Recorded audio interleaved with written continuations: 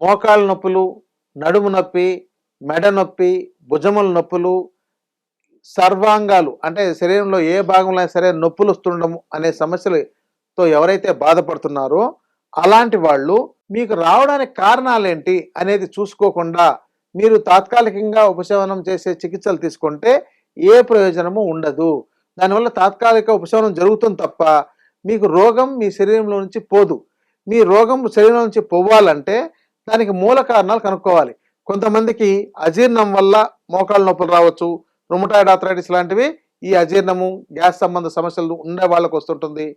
ఇంకొంతమందికి సరైన పోషకాలు తీసుకోకపోవడం అంటే calcium, iron, D vitamin, B12 ఇలాంటివి తగ్గిపోవడం వల్ల కూడా వస్తుంటుంది. కాబట్టి దీనికి తగిన పరీక్షలు చేయించుకొని మీరు చికిత్స తీసుకున్నట్లయితే ఈ నొప్పులు అనేవి శాశ్వత పరిష్కారం అవుతాయి.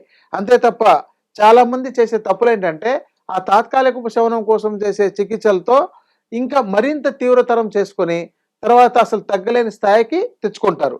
కాబట్టి ఆయుర్వేద చికిత్సల్లో దీనికి మంచి ఉత్తమమైన పరిష్కారం ఉంది. మీకు వివరాలకు కింది నంబర్లో సంప్రదించండి.